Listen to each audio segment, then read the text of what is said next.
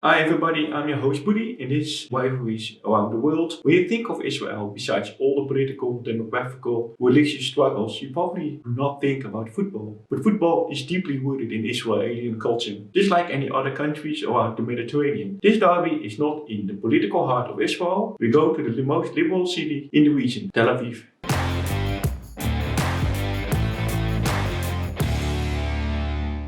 Tel Aviv got several football clubs, but in Israeli football culture it's known as the football capital of Israel. But the rivalry or derby between Maccabi Tel Aviv and Hapoel Tel Aviv are the most important matches, the two biggest clubs. This is the Tel Aviv derby. Let's hop in the ground, shall we?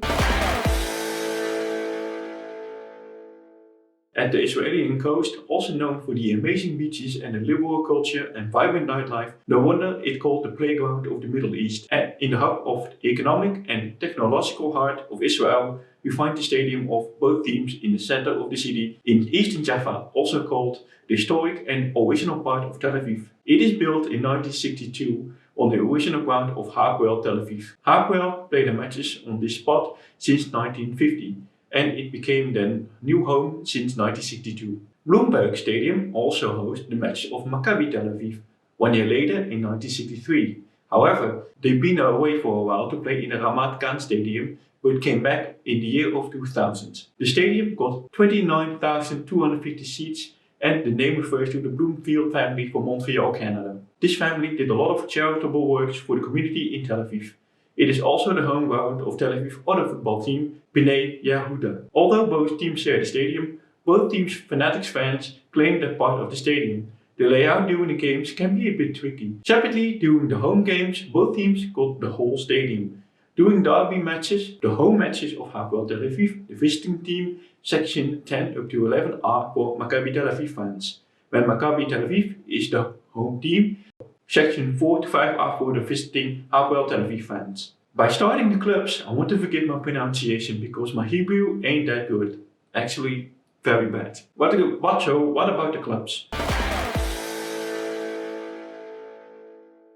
Maccabi Tel Aviv. The official name is Moadon Kouderegel Maccabi Tel Aviv, translated into Maccabi Tel Aviv Football Club. It is a part of the Maccabi Tel Aviv Sports Club. It is founded in 1906 as Harrison Legion Yafo. With the establishment of the city of Tel Aviv in 1909, the club changed its name to Maccabi Tel Aviv. The meaning of the name Maccabi is there is no one like you among the gods. Actually, in Haifa, another town in Israel, it's also called Maccabi, but that is for a later episode. But actually, it is named after the Maccabis. So, what are Maccabis? In ancient Israeli history, or even in mythology, there were a group of rebel Jewish warriors to control of Judea, of the Seleucid Empire, between 167 up to 37 BC. The other nickname are the Yellow Ones. Being a Jew is an integral part of the team. So what about the club's crest? The club's crest is a round circle in the colors yellow and blue, or maybe gold and blue. The David Star in front of a football represents the Jewish people. In the circle you see Maccabi Tel Aviv in English and in Hebrew. Above you see 4 stars. Each star represents 5 national titles. If you look at the club's crest, you can easily find the colors. Yellow and blue are the main colors. What is also the home kit? Yellow, blue stripe and yellow shorts.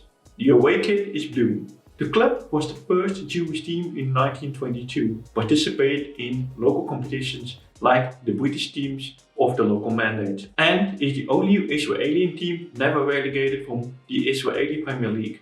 Also record holder in different things like biggest undefeated streak in the league, 44 matches, win record seasons, most league goals, etc. Maccabi Tel Aviv is the oldest and most decorated football club in Israel. You can see that in honors of the club.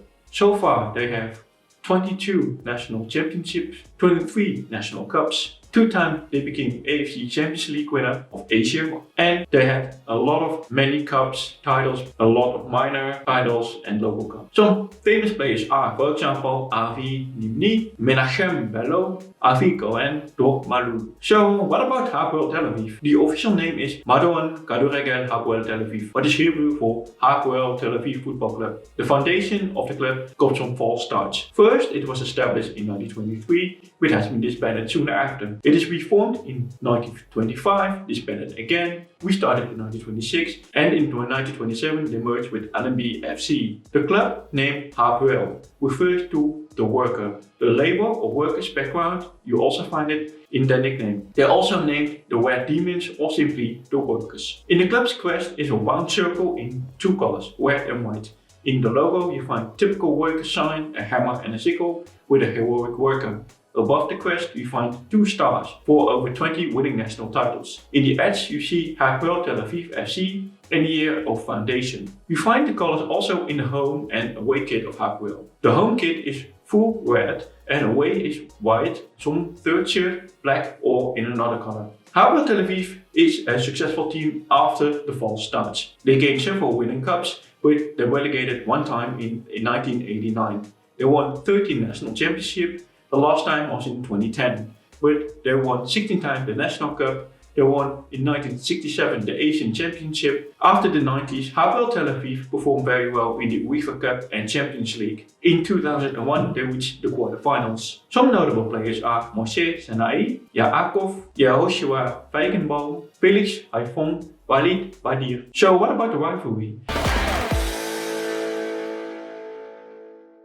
If we need to understand this rivalry or derby, we have to look at the cultural differences. Of course, both teams have Jewish heritage and they are still Jewish. The difference are the social classes. If we look in the past, Maccabi Tel Aviv are from the capitalist upper middle class. Hapoel Tel Aviv heritage goes even deeper. They are from the socialist workers' labor class. If you look at the logo, they have the hammer and the sickle. That represent, besides the working class, also Marxism and socialism. The club itself was for 2 decades owned by Histadrut, the Israel National Trade Union Center, and today with the Social Democratic Labour Party Mapai. Symbols like Che Guevara and Karl Marx are very common, and there is a lot of red. Because of the left-wing background, Hapoel Tel Aviv was the first Israeli club to select an Arab player and taking a stance against the political, often nationalist tide.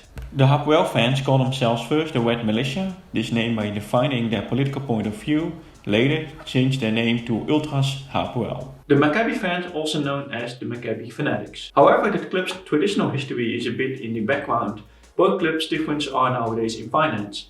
The market value of both teams is huge. Maccabi's value, 80 million, is a lot higher than Hapoel's, 7 million. The gap between those clubs reflects on the results and gaining national championship. Hapoel also struggled several times in the past with their finance. However, the gap is big, the rivalry is still alive. The traditional backgrounds of the clubs rooted this rivalry. As a left-wing football club, Hapoel, they dislike everything 100% capitalism for. They have also a friendship with other left-wing clubs like FC St. Pauli and Standard Liège. Also everything they dislike, everything what is nationalist right wing. However, Maccabi is more capitalist and feels more true Jewish, what is also an integral part of the team and also seen as nationalist. Okay, one side note. This rivalry also exists in basketball because both teams are wide in sports clubs including basketball. It is no news Maccabi also got more national titles by establishing not only football brands but being sports associations, sports clubs itself. This kick off the rivalry because it is divided the city through all layers of sports. In Israeli football, there are rarely serious violent incidents, but the past decades there is something changing. It seems to be very friendly, although there are some incidents during my research. In my research I found some incidents in the book More Noble Than War,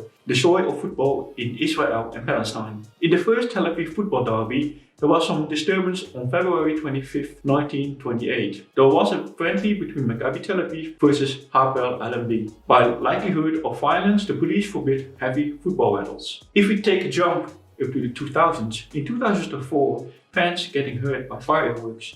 In 2012, decision by the referee sparked some disturbance and fans throw debris on the pitch and even shout at the referee dangerously close. In 2014 was the darkest part in Tel Aviv football rivalry. During the 2014 football derby, Maccabi get a penalty after being 1-0 down and tied up 1-1 or 1-all. Evan Zahavi, a Maccabi player, provoked the Hapoel fans and one fan invaded the pitch to teach this player a lesson. However, he was removed quickly by the stewards. Zahavi was able to kick this fan. Because of this kick, the referee has to give the red card and was sent off. But of course nobody of the staff and players of Maccabi understand. Zahavi refused to get off the field. Meanwhile, Maccabi fans start invading the pitch. Unfortunately, the referee has to abandon the game. This is supposed to be one of the darkest days in Tel Aviv football. In 2018, Hapoel fans set the stands on fire because of fireworks. More violent incidents like clashes between fan groups become more often. So, what about head-to-head? As mentioned, the first friendly match was in 1928 and Maccabi won by 3-0. In the replay 1 week later on Hapoel ground, Maccabi was winning again 1-2. The first league meeting was in 1933 and the game tied up. Most of the history that is known is since the foundation of Israeli Football League in 1948. So far they played in total 155 matches and Maccabi is a bit in favor by winning 53 times and Hapoel won 46 times. They tied up in 56 times.